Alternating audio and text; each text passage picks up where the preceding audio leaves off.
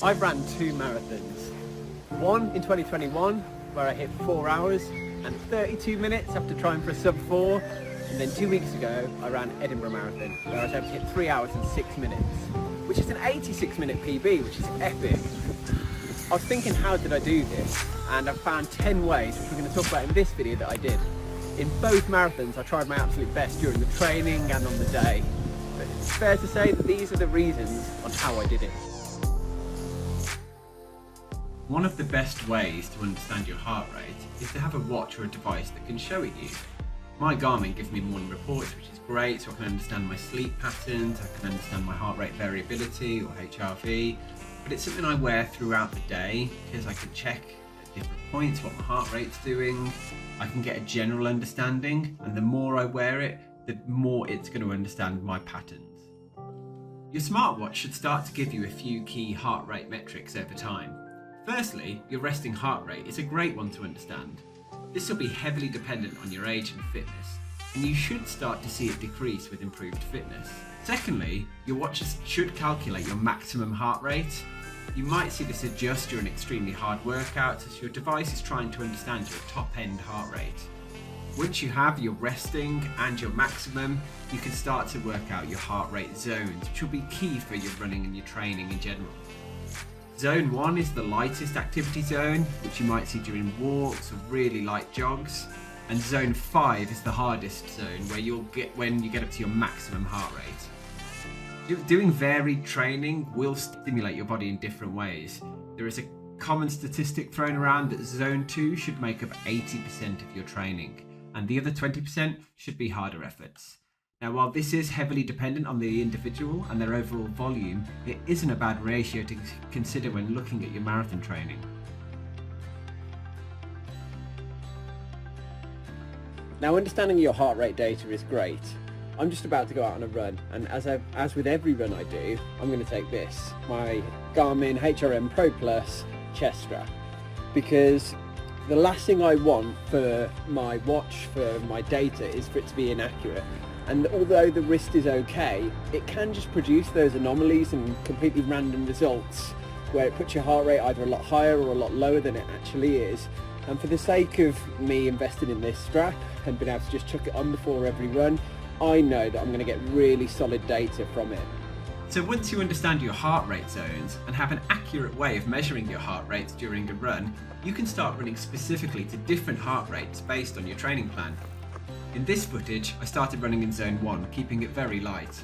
Have a look at the bottom left as I will show my speed in minutes per kilometre and minutes per mile. I'm going to slowly speed up until I'm in Zone 4, so keep an eye on my heart rate when I show the watch. Anytime I ran before 2024, I had absolutely no idea what heart rate I was in and had no metrics, and therefore I was probably running far too quickly and smashing my body to pieces on every run. I don't have a head cam, so apologies on the crazy footage. You can see I've just hit Zone 3 there. The point of being able to know your heart rate during your runs is that so you can keep the majority of your training nice and controlled. I'm going into Zone 4 now, look, camera's going a little bit all over the place. I'm starting to work really hard. But the point of understanding this is the perfect segue into my next tip. So with a better understanding of my heart rate, it means I can make sure that I'm doing some easy runs in the week. But why are easy runs so important? Well, for one, doing an easy run is much lower impact on your body, which means you will recover quicker, which means it will still allow you to do the harder sessions in the week and not put your body through hell. Secondly, it does allow for some active recovery, which means that after your tougher sessions of the week, you can get out there, make sure the run isn't too intensive, and get a bit of that active recovery going. What do I mean by an easy run? Well, you might have heard of Zone 2, so it means that you're trying to keep your run and your heart rate nice and low. Technically low speed, low heart rate. So here I'm running, my heart rate's at 130, which actually is my golden rule for me personally. I try to keep my easy runs lower than 130 on my heart rate. So why is 130 the magic number for me? Because it's on the higher end of my zone 2. So my zone 3 starts about 135. So if I know that I've got a bit of buffer there where I'm not maxing out my zone 2 and I'm getting those easy miles in. And one of the benefits of including easy runs is it allows me to up my mileage, which we'll talk about on the next section. But being able to up my mileage means I can get more kilometers in per week, not put my body through hell. I've got the active recovery, I've got those key sessions in, because an easy run isn't a key session really. Think of it like a filler session. It allows you to up that mileage, get a bit of recovery, and actually have a nice experience. Look at today, absolutely gorgeous. So what's the point of adding in this easy running? Well, because of the lower impact, it allows me to increase my volume, because the biggest single change and the biggest tip of all of everything I'm saying today in this video is if you can increase your volume, your monthly mileage over time, it is going to lead to the biggest increase in your performance, your capability, and ultimately your speed in which you can do races. So let's have a quick look at how I did it. So if I load up my page now, here we go. So in Jan 2024, I started training again. I had a High Rocks race in March. And so you can see here, I'm working kilometers, but my monthly kilometers started at 58 in Jan, skyrocketed up to 160, had a race in March, and then I started building 180, 190 in June. And if I skip ahead to June of 2024 or July, you can see that I carried on building and building that mileage, hitting 300 in November. And then peaking sort of April 2025 here at 416 kilometers. And May was when I did the Edinburgh Marathon. So that includes a little bit of a taper in there. And now we're in June now. So over time, I increased my mileage quite significantly. And that's thanks to all the easy running. But what is that in comparison to? What was I doing before? Well, back in 2021, which is when I did the marathon, my original virtual marathon in October, this is what it looks like. So you can see for November, December, Jan, Feb, May, June, I didn't really do anything. If I skip ahead now, looking at the back end or back end of 2021, in July, I did a nominal amount. What's that? 6 kilometers. August is where I peaked, managed to get 144 kilometers in, but we're talking completely sporadic, 70 kilometers in September. And then I just did the marathon in October. And then my training after that, again, sporadic, relatively low mileage comparatively. And we look ahead, to another year now. And my mileage has never been what it was comparative to what I've done in 2024 and 2025. And that's with the knowledge of this easy running and slowly and progressively building up that mileage, incorporating those easy runs to reduce the risk of injury, allowing my body to recover, and then just keep going with that improvement and keep going with that mileage kilometer increase.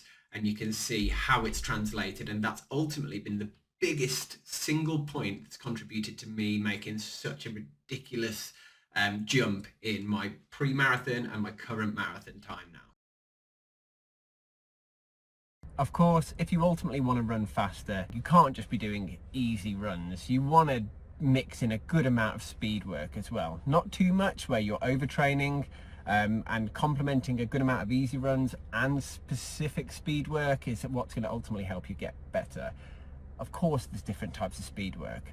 So you've got your intervals, your classic set running speed for a period of time, and then a rest, whether that's walking or a float run or just a gentle jog in between. You've got tempo runs, which will include an amount at a set speed. It could be half marathon pace effort, could have 5K effort in there. It could vary completely. You've got long runs that could again include chunks of set speed in there.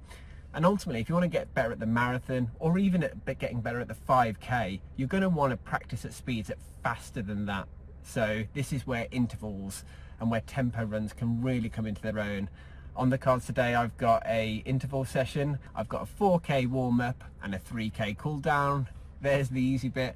And then I've got 10 times 400 meters at 3:25 per kilometre, which is going to be quick, with a 60-second recovery. And then I've got a 90-second recovery after that block, and then another 10 times 400 meters. So that's a total of 20 times 400 meters, which is 8k of effort at 3:25 per kilometre. So it's going to be a tasty one. Let's go get it.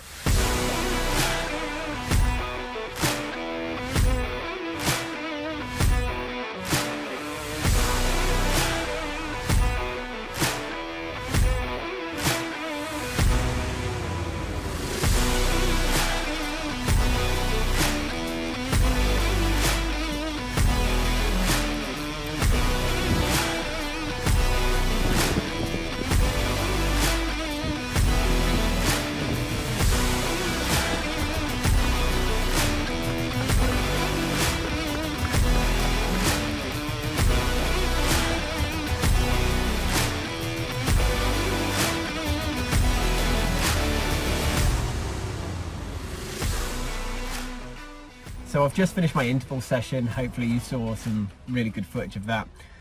And one of the benefits of having a phone, a smartwatch, Garmin, whatever it is, Chorus, I know there's others out there, is that you get to review the session you've just done after.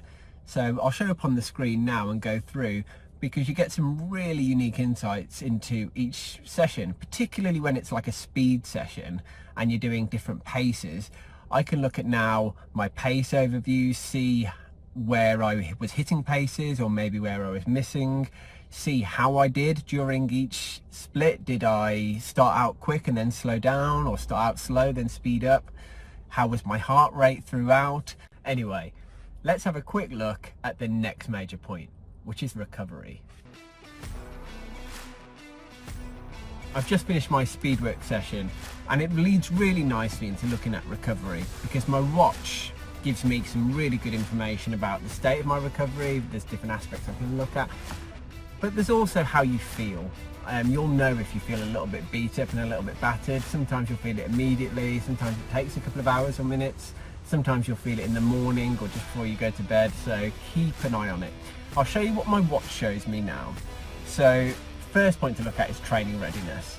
So right now you can see my training readiness is a 1, which is the lowest it will go. I have had it in the mid 80s and early 90s, I've never seen it at 100. And if you look through, it factors in your sleep, factors in recovery time, your HRV status, and your acute, your acute load, and your recent sleep score. So, and stress as well.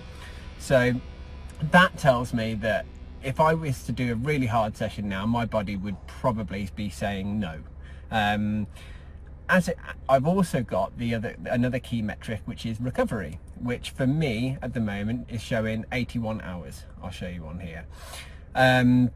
Which is it was at 0 hours before I started this interval session. So it's telling me that this one has really knocked me about a little bit. It was a very hard session, to be honest. So there's no surprises there. We can also look at my HRV, which is heart rate variability. I'm not going to go into too much detail on that now, but it basically looks at the state of your heart, the beats per minute, the variability in that heart rate over time, and it gives you it usually in a 7-day average. But if I actually scroll through, you can see my HRV is on the rebound from the Edinburgh Marathon, so it's getting there, but it's still not perfect. The thing to look out for with your recovery is pay attention to your body, because if you are starting to ache and hurt and pick up niggles, and if your watch is telling or your smartwatch is telling that you're struggling as well, it's probably a good idea to at least pay attention to it. And if things start to get worse, it's a sign that you need to ease off, or you're overtraining, or you're pushing yourself too far too quickly. So paying attention to your body and being in tune with it is a really important thing to focus on, to help you improve, and more importantly, to avoid injury. So now that we've got a good approach to training, how quick should we set off for our race? Well, I'm hoping if you've got a watch that it gives you some idea of prediction of how fast you can do. I've got 2 ways in which I know how potentially quick I am. One is through Garmin and one is through Strava, both of which give me predictions. Now I know on Strava that's a paid subscription, so you might not necessarily have that. Whether you've got an Apple Watch or a Garmin, hopefully you get some idea of what it thinks you can do. If you don't know, what you could do is go out and do a 5k max effort and just see what it comes and see what you can do in that, and you can learn from the 5k effort what you could potentially do in a marathon if you had the right training. From my side, if I show you my screen now, what you can see is that this is my Strava prediction, and what I'll do on the left hand side of the screen is I'll throw up my Garmin prediction as well. Now, isn't that interesting? Both think I'm within maybe 10-20 seconds of the same sort of number, but from all the way from the 5k up to the marathon. Now 10k I have never done a full out effort, but it's still predicting what I can do. I did a 5k hard one recently, and I've obviously got the marathon under the belt as well. So both of these are giving me pretty close estimates. So I knew what my watch thought I could do on the day going into Edinburgh Marathon, with a little bit of confidence as well. Remember, I wear a strap on every run I do, which means I know that my data is accurate. So this for me is a pretty accurate way of guesstimating what I could potentially do. So if I wanted to try and run a bit quicker, I knew what pacing to set myself. So whereas before, when I set up for my marathon, the virtual one in 2021, I had absolutely no idea what I could do. I had no data, no knowledge. So how could you even plan for that? And how do you know how quick to go? Well, for me, it was a complete guess, which ultimately led to me thinking I could do a sub 4 hour and completely bonking and doing a 4:32 or whatever it was.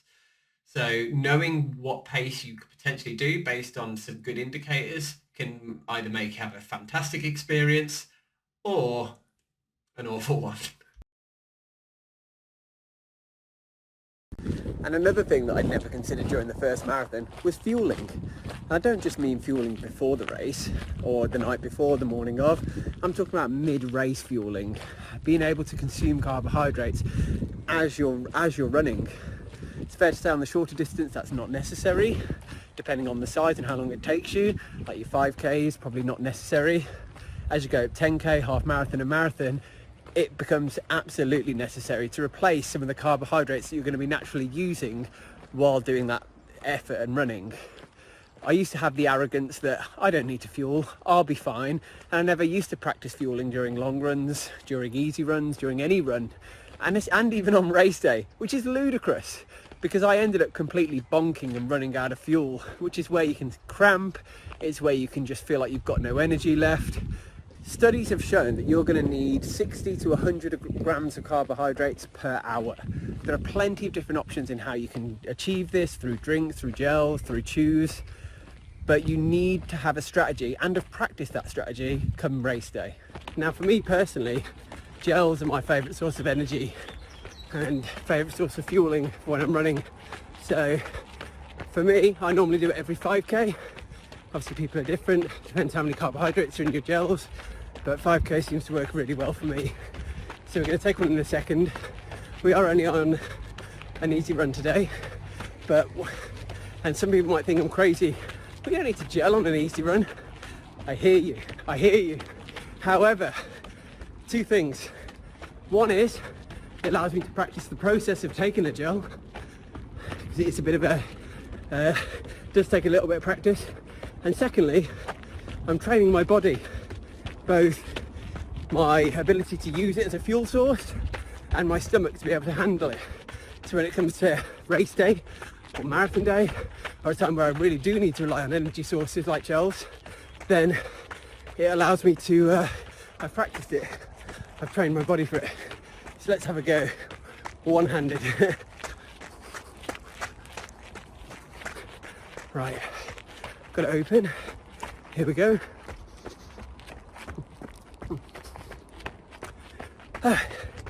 Down in one.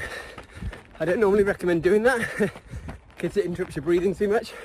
You can kind of like sip it, but for me, this has been an absolute game changer for making sure on the harder sessions, and particularly on race day, that I'm ready, I'm fueled, and I'm not going to absolutely bonk with a lack of fuel.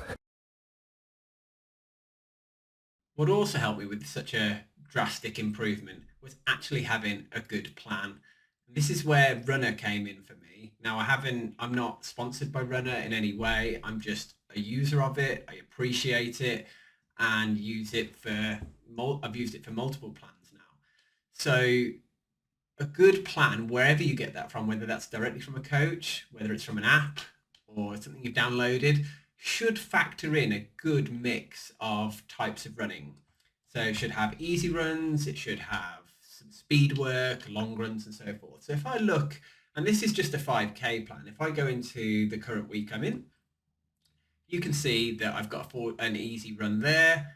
I've got a tempo run on a Tuesday, and that tells me the different paces. I've got to do 14 times the 300 at 350 and 300 at 440, which will be either I could manually program to the watch, or fortunately Runner does it for me. I've then got another easy run, 15K. I've then got 400 meter repeats I'm meant to do on Thursday, which is 2 sets of 10 times 400, which is disgusting. Intervals are always the most difficult session on a week for me. And then another easy run. You don't want 2 hard days back to back. Saturday I do something different, and then I've got a half marathon long run on a Sunday. If I swipe across to week 2, it's going to be a similar setup. I've got a Monday easy, Tuesday hard, Wednesday easy, Thursday hard, Friday easy, Sunday, that one's a progressive long run, so it's going to incorporate some speed work in there. My progressive run on the Thursday, let's have a look at that. It tells me exactly what speed I've got to do for each segment. I've always got a bit of a warm up and a cool down in there, so I know exactly what I'm doing. So your plan should be specific to you. It should factor in speed work that's appropriate for your level. And also there's an extra piece here. I often use my Garmin to double check how my body is, how I'm feeling myself, but also I've got stats like my training readiness, my load. I can look at my HRV. There's various things I can look at on my watch to give me feedback. So with a plan on Runner and feedback from my Garmin, it determines how hard I push, and I've got an overall plan. Bearing in mind that before I had a really basic plan. It had next to no speed work in it. I don't even know where I got that plan from, but clearly it was nothing like this. Now I've got different paces, I've got speed work involved, I'm practicing at race pace in my long run, and that is night and day to what I was doing before. Having a great plan for 8 to 12 weeks will get you so far. But if you then do nothing for a couple of months, then you've potentially lost that fitness that you gained. And if your goal is for long-term improvement, then there's a lost opportunity there. The best way to get better at running is consistency over time. Put smart training in, and it does take time. There are no cheat codes for it. When I started getting actual improvements was when I stacked plans next to each other. So instead of doing a plan then having a few months off, I would roll into the next one after a bit of a short recovery. So in Jan 2024, I started a plan and then did a series of plans from 5Ks to half marathons and eventually the 21-week marathon build, which got me to Edinburgh and made that huge improvement on time. So stacking your plans and continually striving to that longer term goal is what will get you to the next level. As a final point from me, don't go from 0 to marathon. You don't want to go from training no miles per week or no kilometers per week to suddenly trying to do a 12-week marathon plan. That's crazy. Get some base mileage in, do like a pre-marathon plan, maybe a 5K, 10K, or even just not a distance and just start running once or twice or 3 times a week, just to get that feel for a few months before committing to going in full marathon. I hope you've liked this content. It obviously took me quite a bit of time and effort. So if you liked what you saw, give it a like. And if you think you want to see more from me, then why not subscribe?